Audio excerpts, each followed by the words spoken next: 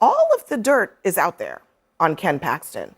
And I was looking at some favorability and unfavorability numbers for the two of them, Paxton and Cornyn.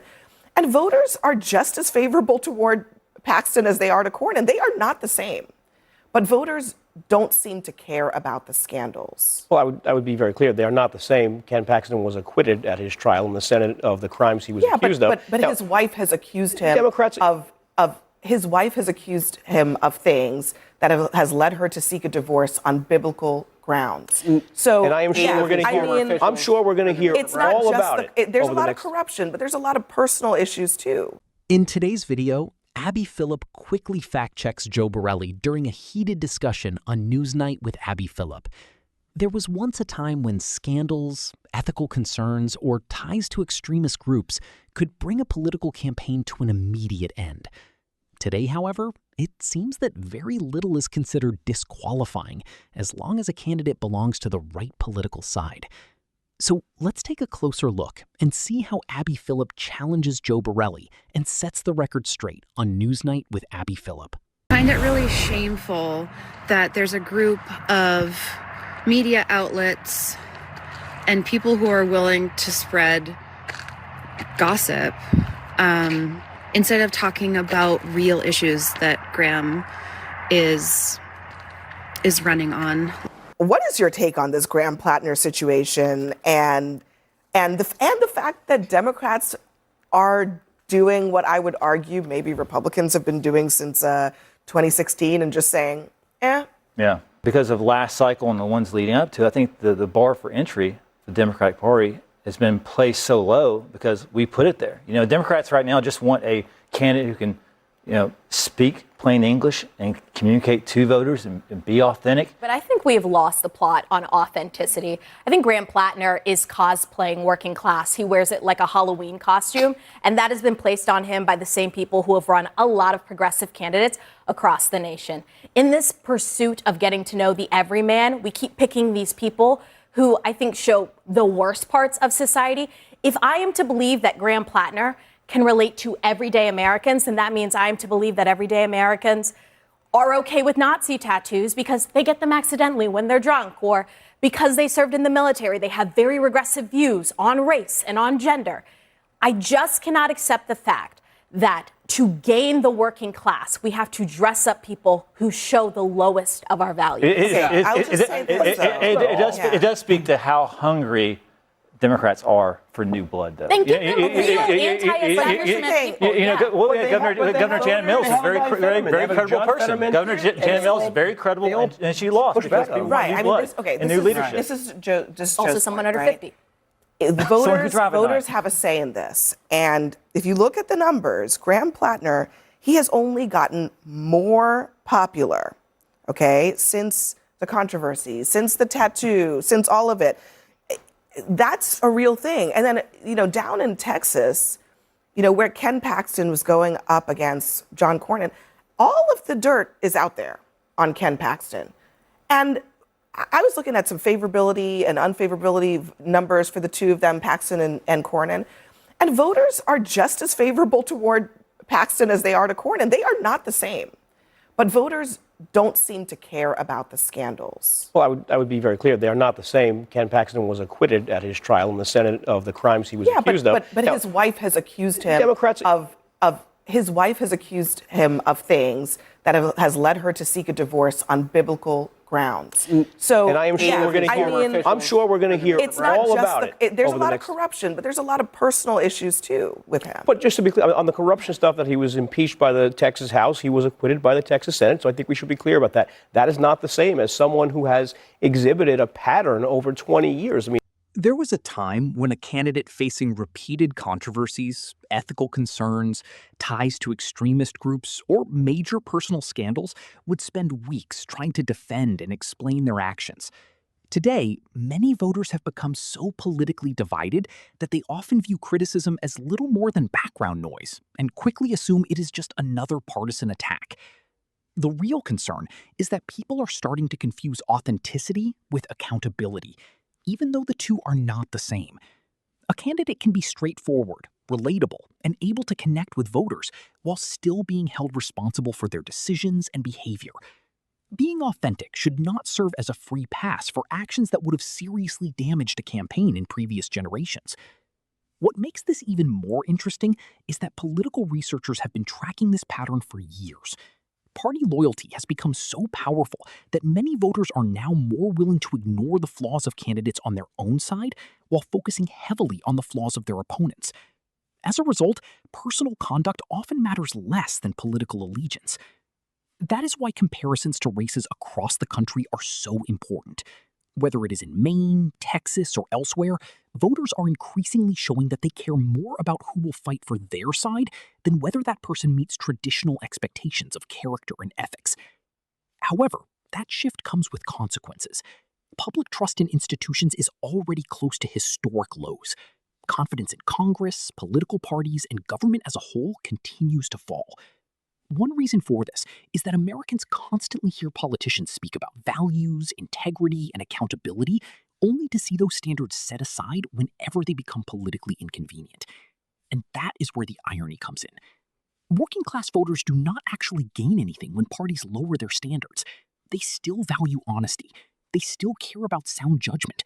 They still want leaders who can represent them effectively without becoming a constant distraction.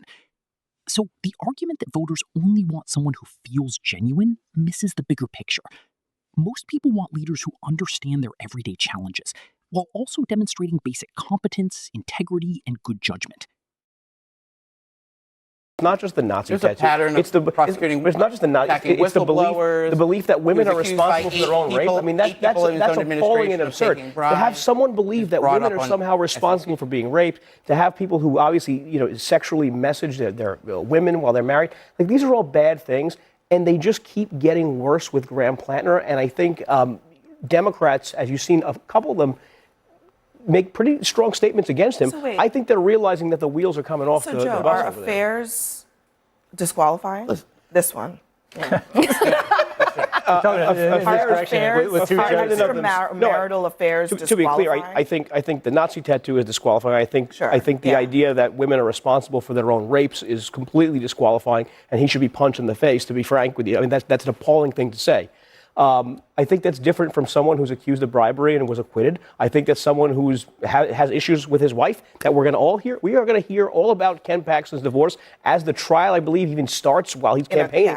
It's going to be but this latest Graham Plattner scandal is over sexting with staffers. Let me just read. I have to read this statement because this is from his wife. His wife told CNN and reporters, I confided deeply personal details about my marriage to someone who I considered a friend. In the months since, I've had to watch as she spreads malicious gossip to anyone who would take her call. I trusted this person with the most private chapter of our lives, the early days of our marriage before any campaign was on our mind, and I'm deeply hurt by her betrayal and invasion of our privacy. I know who Graham is. I know the man that I married and the husband that he has been to me on the best and worst days of my life. That hasn't changed, and it won't. That is what his wife says. But the piece of this is that it's adding to many things. Yeah. But our voters sort of just don't care about, I mean, and maybe I should go further back because, Donald Trump has cheated allegedly on his spouses before. He's been divorced several times. There was also Bill Clinton. Are we done with this stuff? Do personal mistakes not matter in politics anymore? The reality is that every candidate is going to make mistakes. No one expects perfection. However, there is a clear difference between a single mistake and a repeated pattern of behavior that keeps creating the same concerns time and time again. Eventually, voters have to decide whether these controversies are isolated incidents or signs of something deeper about a candidate's judgment and decision-making. What Josh and Abby are pointing out reflects a trend that has been growing for years. Political identity has become so powerful that many voters are willing to excuse behavior from their own side that they would quickly criticize if it came from the other side. This is not limited to Republicans or Democrats. It is happening across the political landscape.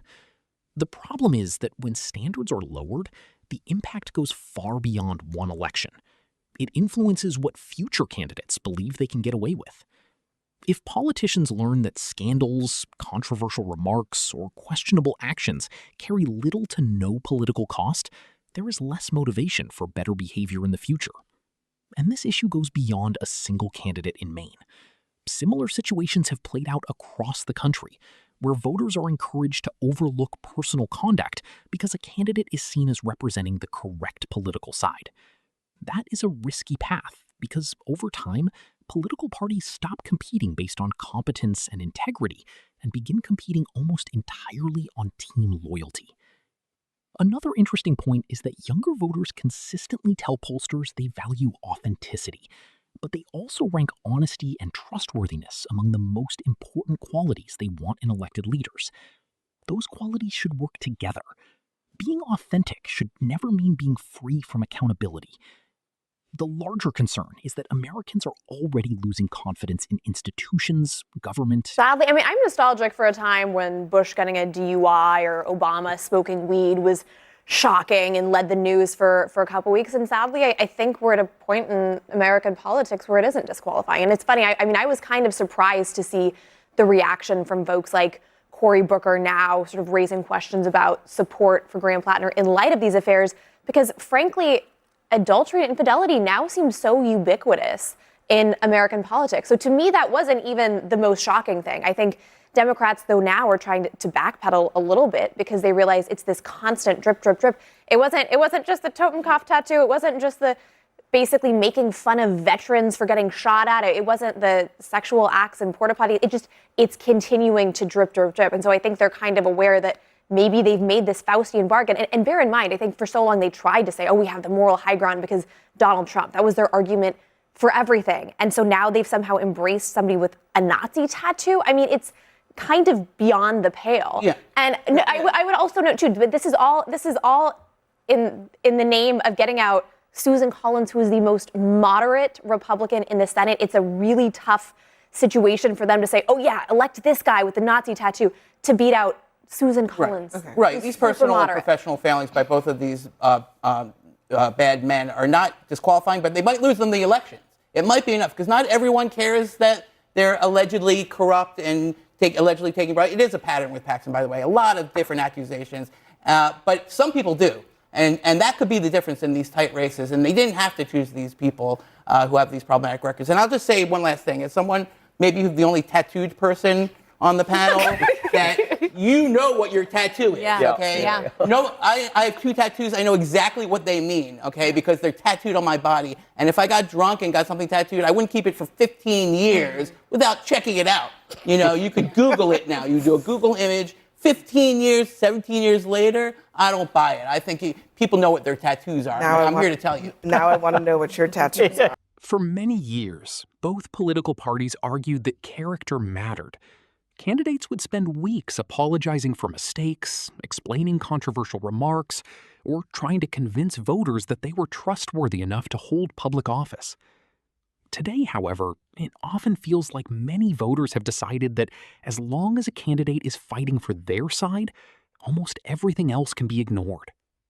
This is not just a Republican issue or a Democratic issue. It reflects a broader problem within our political culture.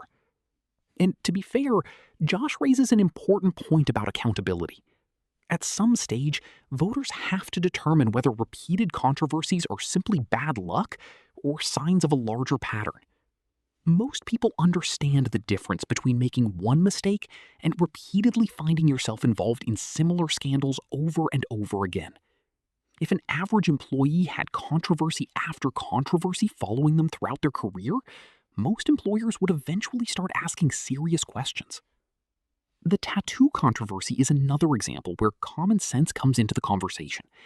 Tattoos are not like a typo in a social media post that disappears a few minutes later. They are permanent decisions.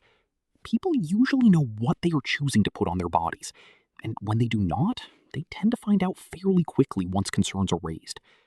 That is why many voters remain skeptical of explanations based on not knowing, especially years after the fact.